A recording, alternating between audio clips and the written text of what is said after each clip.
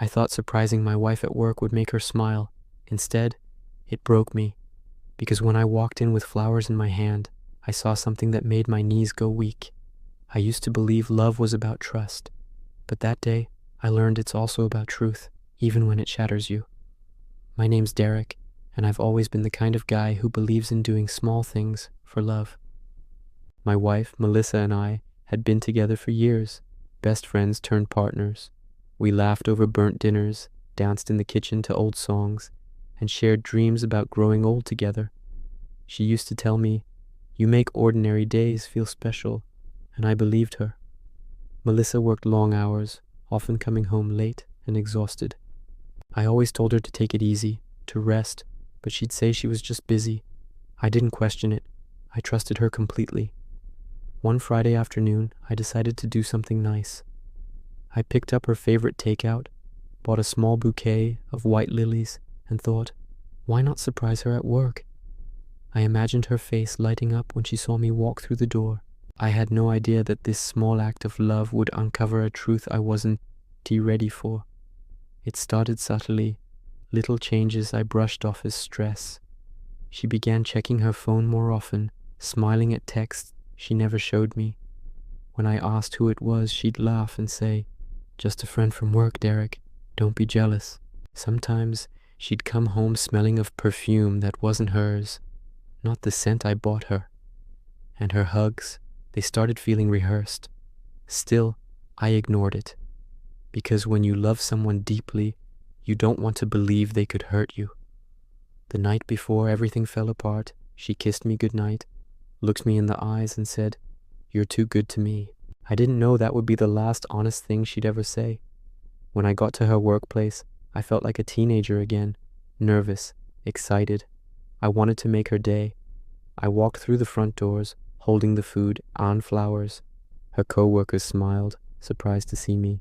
One of them said, "Oh, Melissa's in the back room." I followed the sound of laughter, her laughter. It was soft, flirtatious, the way she used to laugh with me.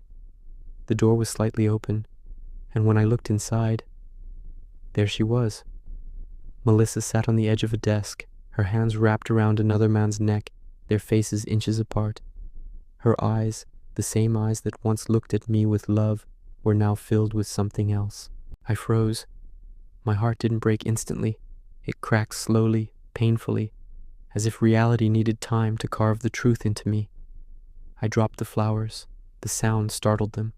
She turned around, and when her eyes met mine, the color drained from her face. "Derek, what are you doing here?" she stammered.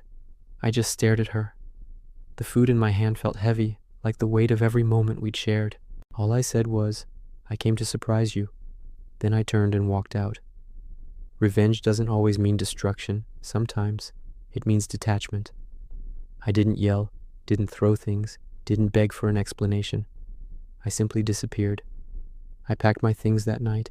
I blocked her number. I left her note on the kitchen counter that said, "You taught me that love without loyalty isn't love at all." The next morning, she showed up at my door crying, begging, saying it was a mistake. But I had already made my decision to choose peace over pain. A week later, I posted a photo online, not of me angry or bitter, but of me smiling, hiking alone, captioned, "Sometimes the hardest goodbyes are the ones that set you free." She saw it. I know she did, because she texted me later saying, "I never thought you'd actually leave." And I didn't reply, because sometimes silence is the loudest answer you can give. It took time. Healing wasn't instant. There were nights I'd wake up expecting to feel her beside me. But as weeks turned into months, I realized something profound. I didn't lose her. I found myself. Now, I see that day as a gift, because walking in on her betrayal forced me to walk out of denial. And if you're watching this, and you've been through something similar, remember this. You can't control someone else's loyalty, but you can control your response, and that's where your power begins. Sometimes, life breaks your heart to show you what it was protecting you from all along. Subscribe to SilkMirror for more real-life stories of heartbreak, revenge, and transformation, because every ending is just the start of becoming who you're meant to be.